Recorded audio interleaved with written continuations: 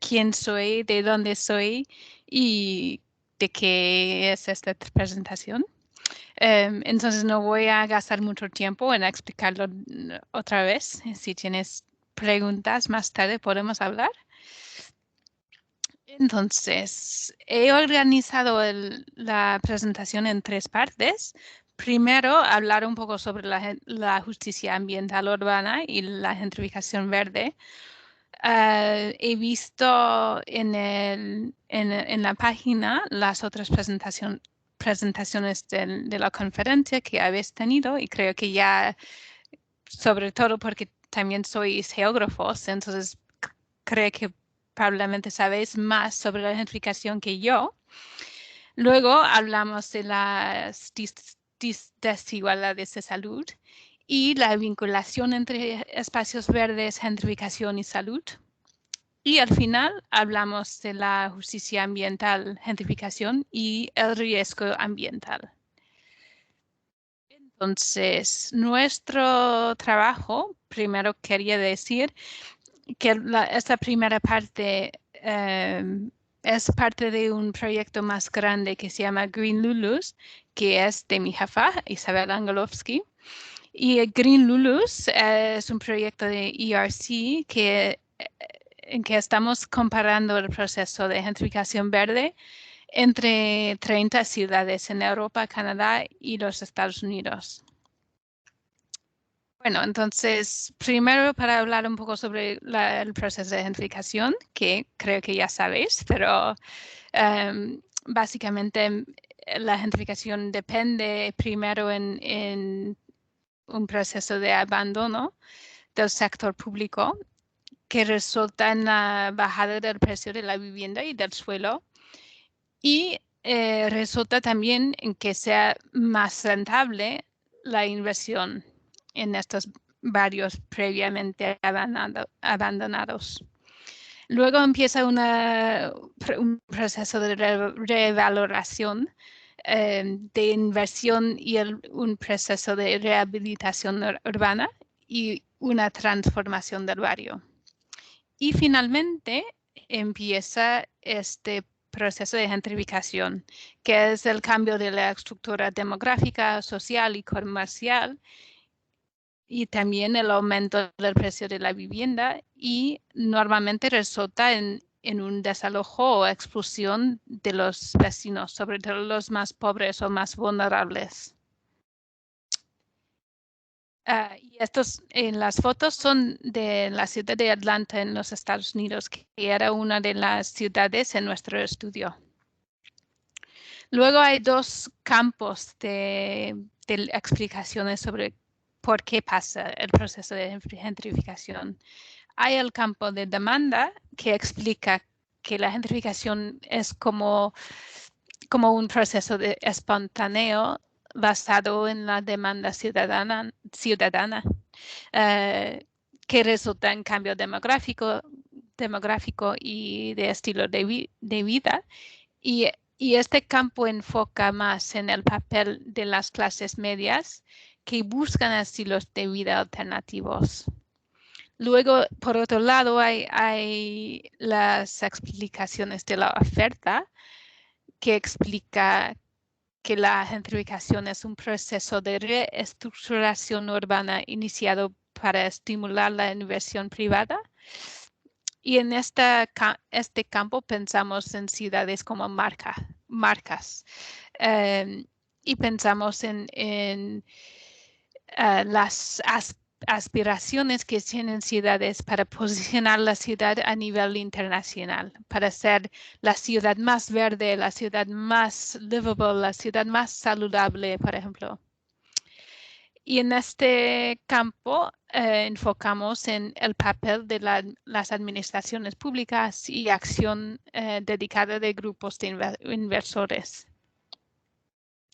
Bueno, entonces sabemos que gentrificación está vinculado con otros procesos y calidades de ciudades como la segregación social, desigualdad, abandono, la regeneración urbana, etc. Y resulta, como ya hemos dicho, en desalojo o exclusión social por causas económicas, por presión municipal y también por el efecto mismo del cambio o el efecto de sentirse extraño en el propio barrio porque ha cambiado. Bueno, luego tenemos este concepto de la injusticia ambiental, que se refiere a la distribución desigual de tóxicos ambientales, condiciones de trabajo inseguras y extracción de recursos. Y que dice básicamente que las residentes más vulnerables en ciudades o bueno, en todo el mundo están más expuestos a tóxicos ambientales y condiciones desagradables. Y en cambio, la justicia ambiental se refiere a justo al compartir del espacio ecológico, pero igualmente al esfuerzo de evitar el daño ambiental o si ocurre, proceder o su compensación o reparación. Es la lucha por el derecho de no vivir cerca de tóxicos ambientales y la lucha por la distribución más justa de espacios verdes y otros recursos ambientales. Pero hay una paradoja entre justicia ambiental y la gentrificación verde, que es que muchas de las batallas por hacer sus barrios más verdes por parte de los ciudadanos o los residentes de estos barrios han tenido como consecuencia inesperada el desalojo o la exclusión social de los mismos residentes a otras zonas contaminadas, donde el precio de la vivienda es menor, pero la calidad del ambiente también es peor. Entonces, en nuestro estudio, en el estudio de Isabel, el Green Lulus, preguntamos si han pasado los espacios verdes a ser un uso de la tierra no deseado para los residentes del barrio por el aumento del precio de la vivienda y del alquiler en su proximidad, por el cambio de la estructura social y comercial del barrio y por el desalojo que puede causar el desalojo de los mismos residentes.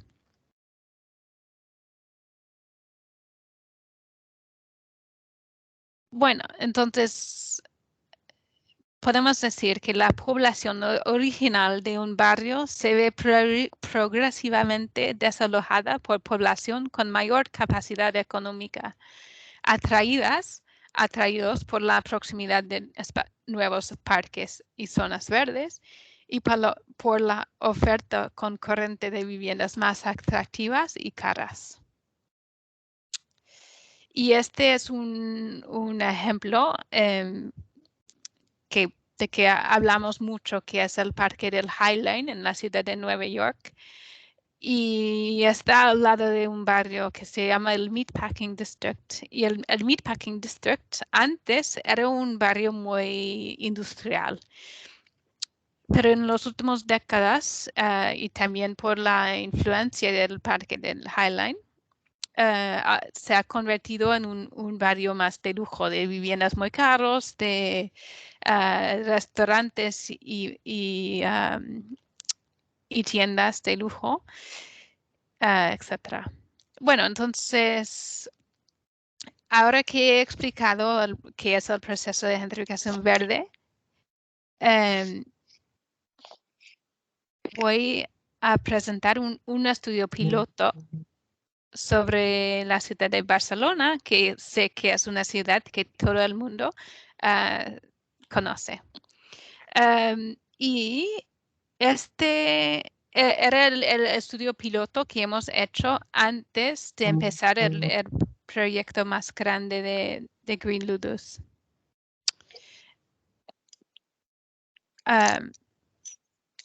Entonces, en este estudio hemos mirado 18 parques en 5 distritos de Barcelona, que que puedes ver en el mapa. Y hemos usado datos del año 1990 en secciones censales, datos demográficos sobre todo, y de ingresos y de precios de la vivienda. Y hemos hecho un análisis comparando el área dentro de 500 metros en el área alrededor de cada parque en comparación con el distrito entero. En el periodo entre 4 y 12 años antes o sea, después de la construcción nueva del parque. Bueno, mejor mirarlo en un mapa. Aquí ves que hay alrededor de cada parque, en este ejemplo, son los cambios medianos del nivel de educación alrededor de cada parque. Entonces, ves que las áreas más oscuras son las áreas que han experimentado un cambio relacionado con la gentrificación, o que puede ser evidencia de la gentrificación, que en este caso es que hay una gran subida del porcentaje de la población con un nivel más alto de educación. Y en cambio, las áreas blancos no han experimentado este tipo de cambio. Y en algunos casos, estas áreas blancos han experimentado el opuesto. Por ejemplo, en este caso, puede que en estos áreas blancos han perdido residentes con un nivel de educación más alto. Entonces, con todos esos datos, como hemos medido los cambios de educación, también hemos mirado el porcentaje de la población que son mayores viviendo solos, que son del norte global, cambios en ingresos y cambios en los precios de la vivienda. Y en cada caso, por ejemplo, al lado de este parque Jardins de San Pau, del Camp, hemos visto que solo el cambio de ingreso ha sido evidencia hacia la gentrificación. Pero en otros casos hay más que un variable que ha demostrado que puede que esté pasando gentrificación alrededor del parque. Y en esta columna de total hemos añadido cuántas variables hay que han demostrado evidencia de la gentrificación. Y finalmente, los parques que tienen un 4 o un 3, pensábamos que han experimentado un fuerte proceso de gentrificación verde.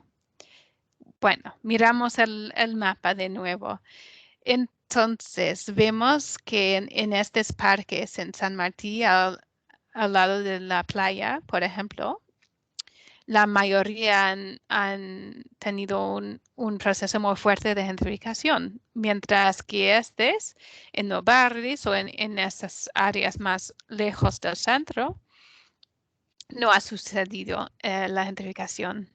Y en la zona de la Ciudad Bella hay una mezcla de resultados. Entonces, hemos visto que en San Martín experimentó una gentrificación ambiental fuerte. En el noroeste de Barcelona no ha experimentado gentrificación verde y resultados variados en la Ciudad Bella. En conclusión, pensamos que el impacto de nuevos parques en barrios vulnerables depende en el contexto de su creación, el contexto del barrio y el ambiente construido. Y la gentrificación verde no ha sucedido en barrios muy vulnerables y de mucha densidad o en barrios con edificios semiviejos construidos durante la dictadura, que sea el caso en el noroeste. Y en cambio, algunas áreas han ganado residentes vulnerables, lo cual apunta a nuevas formas de segregación social y espacial. Bueno, entonces, ahora vamos a cambiar un poco y pensar en qué tiene todo esto que ver con la salud y desigualdad de la salud. Entonces, primero tenemos que pensar en qué es este concepto de salud pública, que ahora creo que es mucho más de moda debido a COVID. Pero básicamente, si hablamos de la salud de una persona, hablamos de qué tan saludable es esta persona.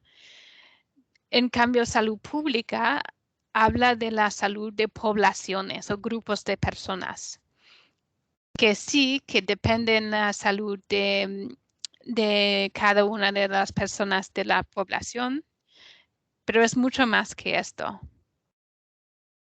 Y cuando pensamos en inequidades en salud, podemos pensar en inequidades entre poblaciones. Por ejemplo, este gráfico muestra la tasa de mortalidad infantil entre países. Entonces se ve que en Finlandia, por ejemplo, la tasa de mortalidad infantil es mucho menos que la tasa de mortalidad infantil en los Estados Unidos, que es este abajo. Bueno, pero también pensamos en inequidades en salud dentro de poblaciones. En este gráfico, creo que vemos la esperanza de vida por raza y por género de gente en los Estados Unidos. Entonces, en este caso, vemos que la tasa o la esperanza de vida para los hombres negros es mucho menor que la esperanza de vida para las mujeres blancas. Y la otra cosa muy importante sobre el estudio de la inequidad de salud es que pensamos en estas diferencias o en las disparidades en salud como un ejemplo de injusticia y pensamos que una diferencia o una disparidad en salud es sistemática y que se puede evitar y que es injusta. Esa es la definición más de inequidad en la salud. Y normalmente se ve que las clases socioeconómicas bajas o otros con menos ventajas o las poblaciones más vulnerables sufren de una peor salud. Entonces, estábamos antes hablando de la distribución de espacio verde, pero también en la relación entre espacio verde y cambios sociales en ciudades. Entonces, espacio verde en el mundo de salud pública para mí es muy interesante porque tradicionalmente hablamos de espacio verde como una cosa que es generalmente beneficioso para la salud. Y sabemos, hay muchos estudios sobre este tema que muestran que la exposición a la naturaleza se vincula con baja mortalidad y mejor salud física y mental. Pero en nuestros estudios pensamos o nos preguntamos si todo el mundo se beneficia del espacio verde equitativamente.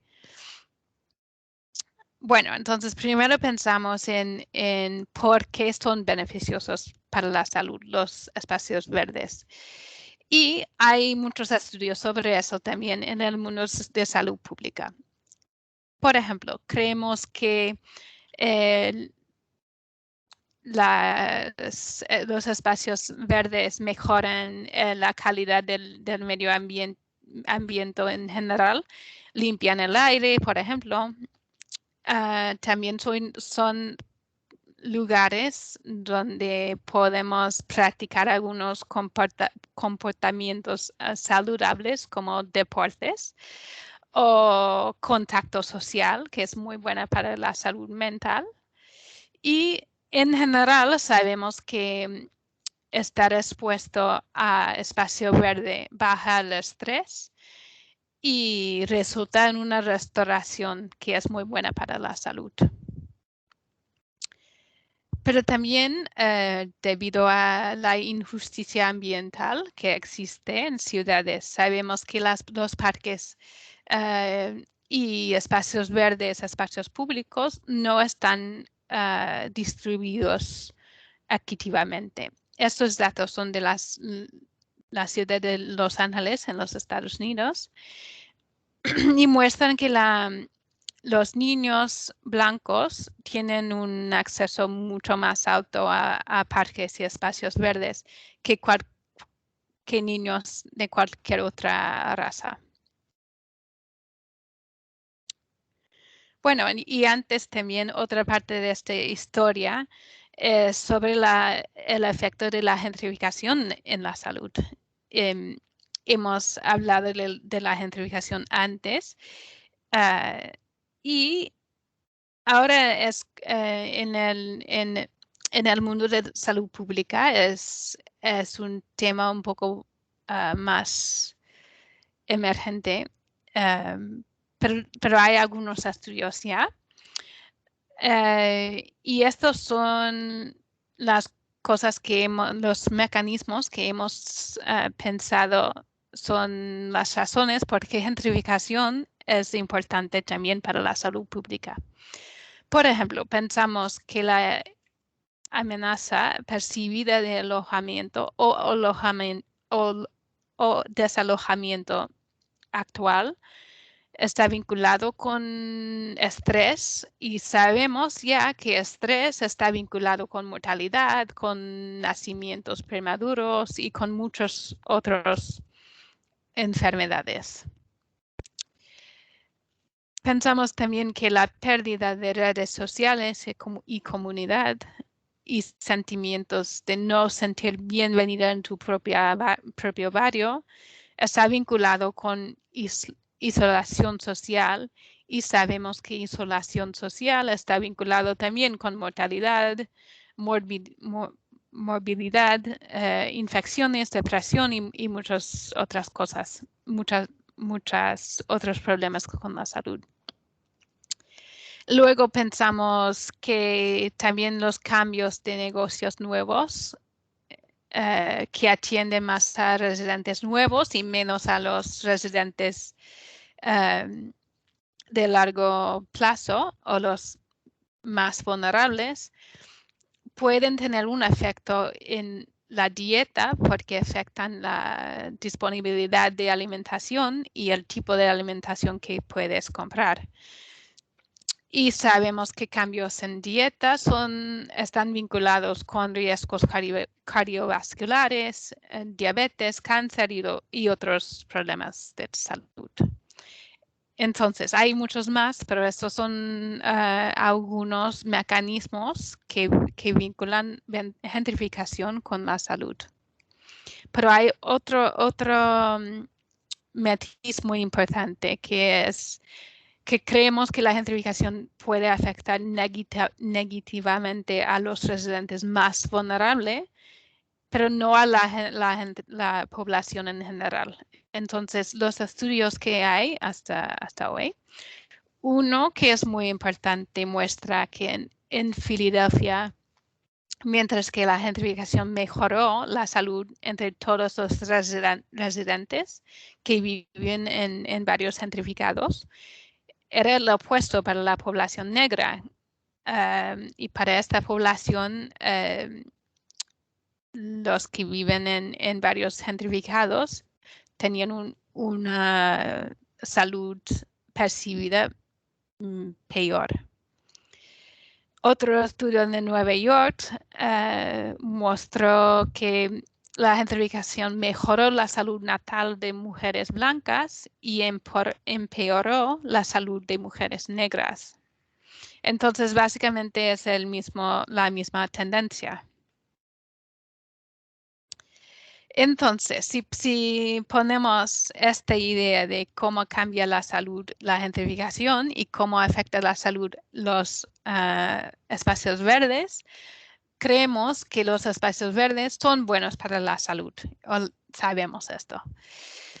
Pero si a la misma vez, si este espacio verde lleva hacia la gentrificación, nos preguntamos si la salud de todos tiene beneficios gracias al espacio verde y si podría el proceso de gentrificación causar peores resultados de salud entre algunos y mejores entre otros.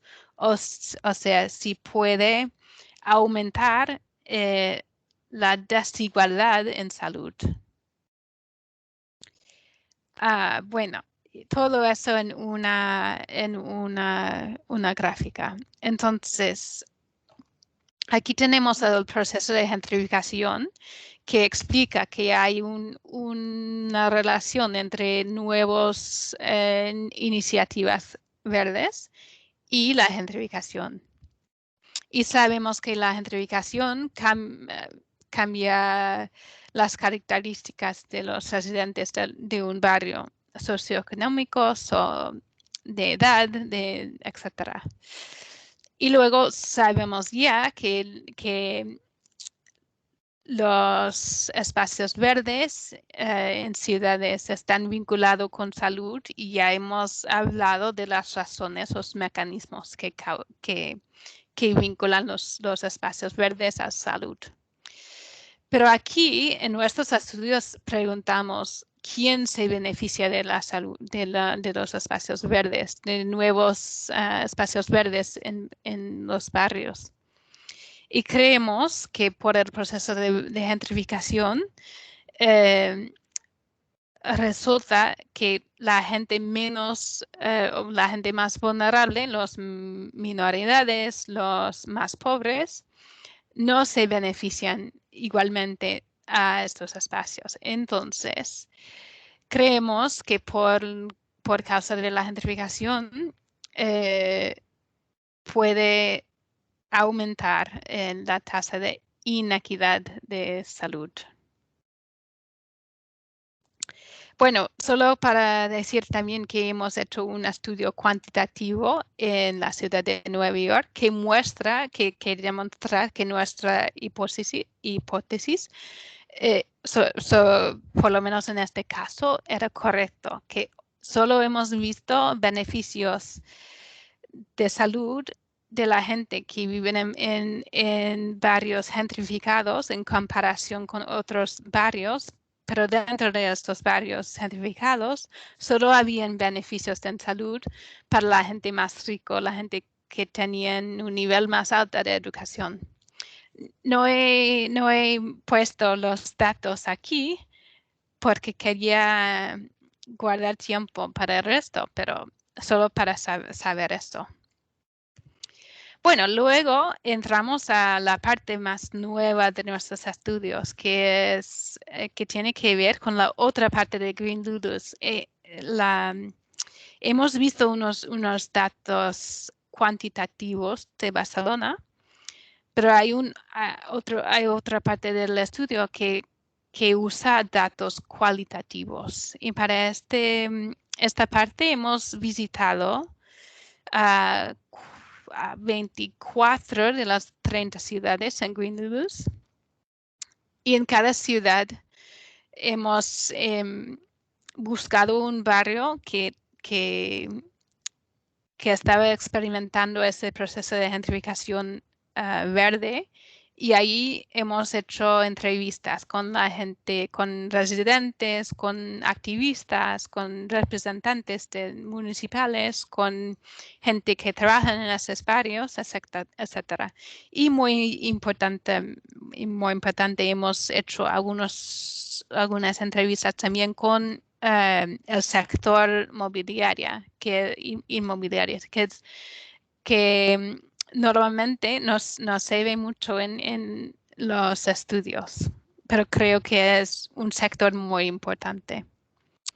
Bueno, entonces, esta parte, la tercera parte de esta presentación, tiene que ver con estos datos cualitativos. Y también vamos a hablar un poco más sobre teorías de salud pública. Y una en concreto que se llama la transición epidemiológica.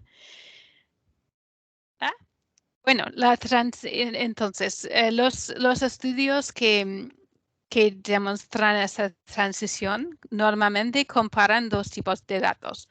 Comparan datos a nivel nacional entre países más desarrollados en general y países menos desarrollados para pensar en qué efecto el proceso de desarrollo ha tenido en la salud y no solo en la mortalidad, sino en las causas de la mortalidad.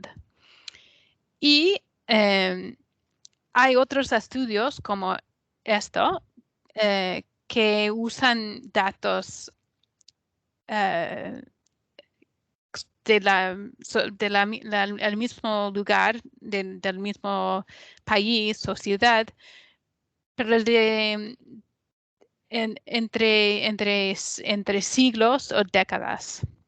Entonces, en este caso, bueno, el reto con este tipo de estudio es que datos viejos, datos de hace 200 años, casi no hay, que tienen ese detalle de la causa de mortalidad. Pero en este caso, en esta gráfica, vemos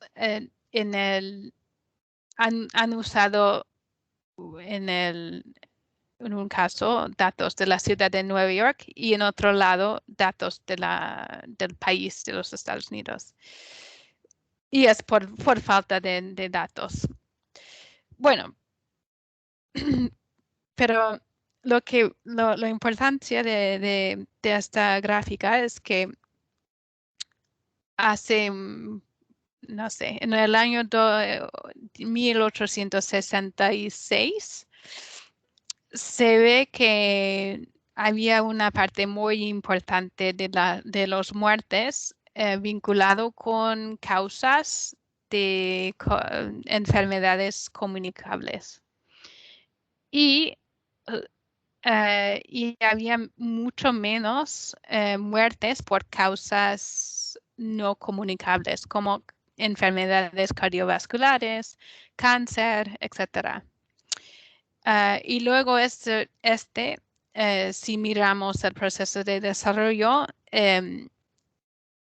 ha cambiado mucho. Y ahora vemos que son mucho más importantes las causas no comunicables que las causas comunicables. Y es gracias más a cosas, bueno, por un lado, que ya entendemos un poco más de nivel biológica qué causa estas enfermedades comunicables y tenemos unos tratamientos muy efectivos.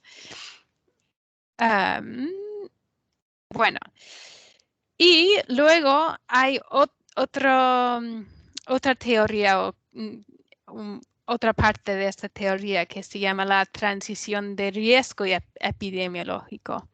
Y esta teoría mira los riesgos que causan los varios tipos de enfermedades o que causan las varias variación en causas de muerte.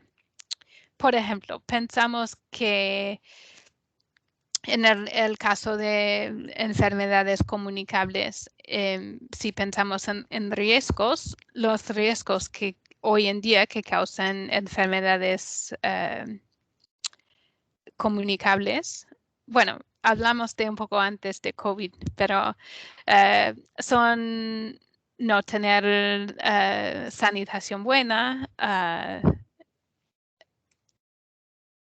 o básicamente son riesgos a nivel de la vivienda. Y en cambio los riesgos que están vinculados con causas de enfermedades no comunicables son muy diferentes. Son contaminación de aire, son misteriosos. Por ejemplo, hay muchas enfermedades como el cáncer que sabemos algunas cosas que son riesgos, pero no sabemos todo. No sé por qué está cambiando tan rápidamente. Bueno, entonces, en esta teoría también habla de la tendencia de urbanización global, que es un proceso que está pasando muy rápidamente hoy en día. Y comenta que con este proceso de urbanización también vemos que hay cambios en el tipo de riesgo que experimentan la gente que vive en áreas urbanas. Y, por ejemplo, hay cambios a dietas, hacia dietas más energéticas o acompañadas de niveles más bajos de actividad física entre residentes urbanos que se vinculan a enfermedades cardiovasculares y metabólicas. Anyway. Bueno, entonces, ¿qué tiene todo eso que ver con lo que estábamos hablando antes de justicia ambiental y espacios verdes? Bueno, si pensamos, he dicho ya que estos estudios que han hecho para demostrar esas teorías comparan datos de nivel nacional o datos entre diferentes siglos o diferentes décadas. Pero nosotros hemos pensado que también este tema de tener diferentes tipos de riesgos tiene que ver con el desarrollo urbano desigual que afecta a diferentes barrios dentro de la misma ciudad de manera muy diferente. Y este tiene que ver con historias de segregación, por ejemplo, y de historias de injusticia ambiental en barrios urbanos más pobres. Y estos efectos o estas exposiciones tienen efectos duraderos en la salud y sobre todo en estas enfermedades no comunicables. Y el desarrollo urbano desigual también deja a los barrios vulnerables a los procesos de gentrificación y gentrificación verde. Entonces, en este estudio nos hemos preguntado cómo cambian los riskscapes, que se llaman, o los ambientes de salud ambiental a medida que los barrios que experimentan historias de justicia ambiental pasan por procesos de renovación urbana y gentrificación verde. ¿Y cuáles son las implicaciones de las transiciones de riesgo ambiental para los residentes urbanos vulnerables? Y como he comentado antes hemos usado datos cualitativos de entrevistas con gente. En este caso, hemos usado los datos de 7 de las ciudades y estas ciudades están en los Estados Unidos, el Reino Unido y Holanda. Y en cada, como ya he explicado, creo, en cada ciudad hemos encontrado un barrio que tiene una historia de degradación ambiental muy fuerte y que han tenido inversiones públicas y privadas recientes y que tiene evidencia de la gentrificación. En total teníamos 171 entrevistas en estas 7 ciudades con varias personas interesadas que ya he explicado. y hemos hecho los análisis con En Vivo, que es un programa para analizar datos cualitativos. Solo voy a compartir un ejemplo, una de estas ciudades que puedo explicar de manera más profunda para que veas cómo pasa este proceso.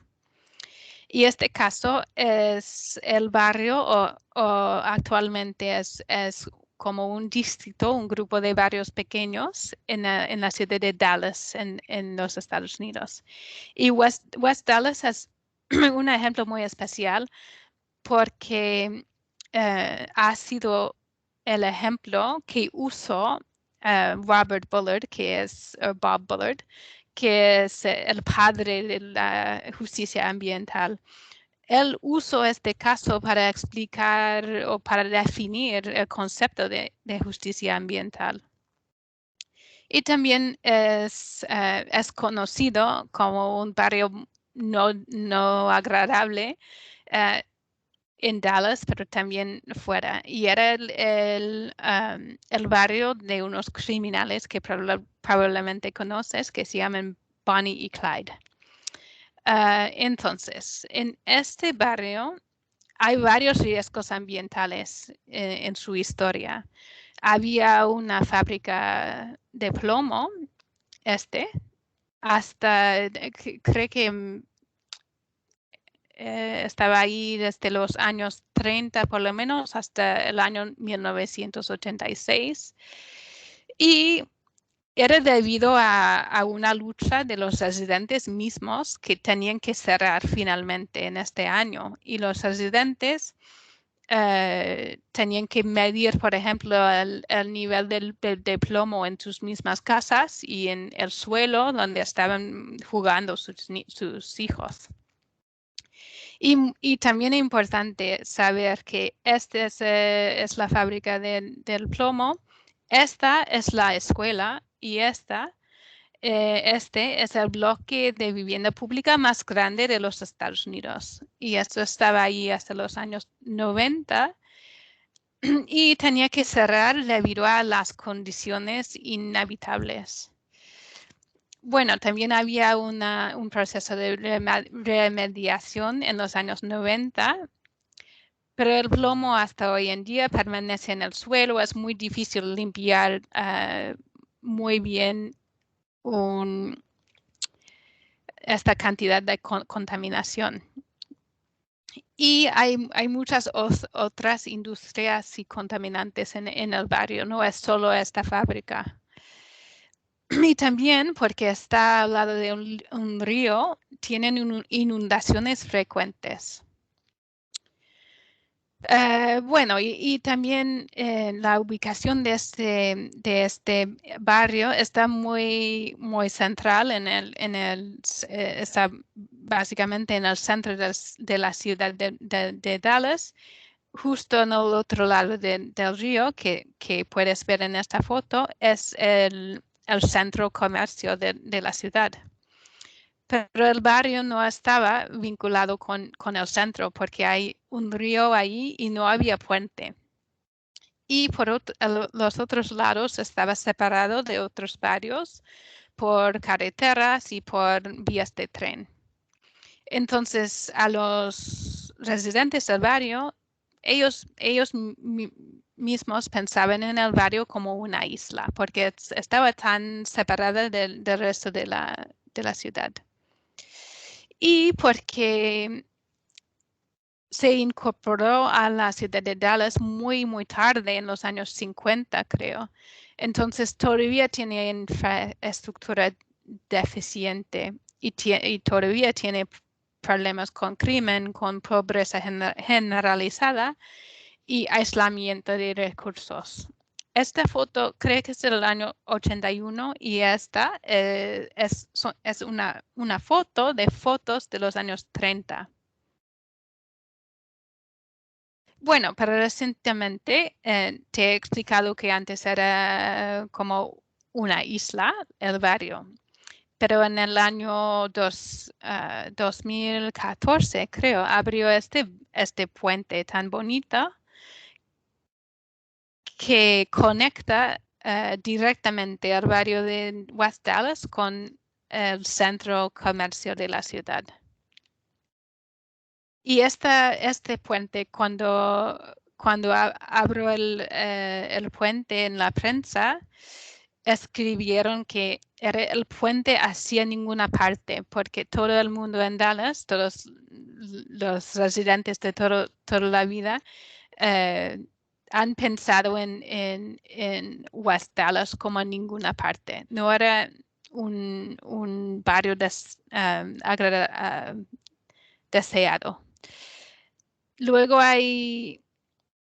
bueno, esto era una inversión pública por parte de la ciudad de Dallas, pero luego también hay mucha inversión recientemente privada. Por ejemplo, este es un centro de viviendas, tiendas y restaurantes de lujo que está justo en el lado de West Dallas, justo al lado del puente. Y luego también la ciudad tiene planes para construir un parque nuevo en el río y el parque incluirá mitigación de inundaciones, por ejemplo. Pero una cosa muy importante es saber, como ves en esta foto, que el espacio donde quieren hacer este parque siempre ha sido verde. Y los residentes de West Dallas siempre han pensado en este espacio como un parque. Y tienen memorias, por ejemplo, de ir al río y pescar con sus padres, de ir a este espacio para hacer picnic con sus familias, de jugar fútbol en la zona entre el río y el barrio cuando el río no está inundado, que es la mayoría del tiempo. Entonces, para ellos, no piensan en este parque como un parque que quieren, porque no hay espacio para jugar deportes o para hacer las actividades tradicionales que disfrutan en este espacio que ya existe. Y de hecho, en toda la información que presenta la ciudad sobre este parque nuevo, hablan del parque como una atracción regional, una atracción para atraer gente de fuera del barrio. No hablan tanto del parque como un recurso para la gente que vive ahí. Entonces, mirando las entrevistas de West Dallas y de los otros 6 ciudades en la muestra, hemos mirado 4 tipos diferentes de exposiciones o riesgos. Primero, hemos visto que hay todavía exposiciones tradicionales que son exposiciones a los peligros ambientales restantes y las malas condiciones sociales que se vinculan a malos resultados de salud física y mental y una esperanza de vida baja. Y ahí ves unas fotos de otros barrios en la muestra. Bueno, y luego había otro grupo de exposiciones que llamábamos exposiciones transicionales, que son que tienen impactos tanto beneficiosos como negativos para la salud. Y algunos ejemplos son la descontaminación de sitios contaminados, que sí que ha sido muy necesaria, pero en la mayoría de casos no ha sido suficiente en el nivel de descontaminación. Y luego hay nuevos parques y espacios verdes, que por un lado son beneficiosos para la salud, Pero también si piensas en estos parques nuevos, ambos por el proceso de gentrificación verde y porque muchos están construidos justo encima de los sitios contaminados, descontaminados. ¿Qué es descontaminados? Perdón. Y por ejemplo, tenemos esta cotación de un residente de San Francisco que voy a leer en inglés. But you don't understand. We don't have any parks. And so these parks, we're real excited about having these parks. And we're like, well, what about the toxic soil and the park is going to be on and the toxic air that we're going to be in? Entonces, esta persona no ve estos parques nuevos como una ventaja totalmente. Luego habían otras exposiciones nuevas que son cambios sociales que ocurren justo después de las exposiciones transicionales. Perdón. Y eso incluye gentrificación y los retos para acceder a nuevos espacios verdes debido a la exclusión cultural o la privatización de espacios. Y por ejemplo, esta persona de Boston dijo, so when we have the soccer tournament, some of my youth mentions like, it's kind of weird how it feels like we shouldn't be here. Yes, estaban hablando de unas pistas nuevas de fútbol en un parque nuevo en el puerto de Boston y explicando que no se sienten bienvenidos en estos espacios. Luego tenemos el último tipo, que son exposiciones emergentes, que amenazan cada vez más el bienestar de los residentes. Y unos ejemplos son desalojamiento y riesgo relacionado con el clima y la reaparición de exposiciones tradicionales. Y pasa, por ejemplo, cuando hay obras nuevas para construir, por ejemplo, viviendas de lujo. Y debido a esta construcción, abren de nuevo los tóxicos que antes estaban debajo del suelo, pero con la construcción vuelve a ser un problema. Y esta cotación es de Amsterdam y dice, the renovation was needed. In the end, if you don't invest in your house for 40 years, then you end up with crappy quality.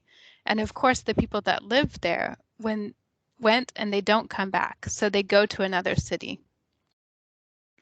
Bueno, hablando de la desalojamiento en este caso. Bueno, entonces con todos los resultados que hemos visto, hemos organizado un modelo nuevo de estos, demostrando que hay varios diferentes tipos de riesgos en varios, con una historia de degradación y que están experimentando la gentrificación verde. Y algunas conclusiones son que los riesgos son más complejos y se superponen de lo que a menudo se capturan en los estudios cuantitativos tradicionales y creemos que por eso es importante hacer estudios de métodos mixtos o cualitativos. También las exposiciones ambientales varían dentro de las ciudades debido a historias de injusticia ambiental, desarrollo urbano desigual y más recientemente tendencias de gentrificación. Bueno, y los riskscapes en las ciudades cambian rápidamente durante décadas o incluso algunos años, que contraste con los estudios originales que demuestran el concepto de la transición epidemiológica que pasa entre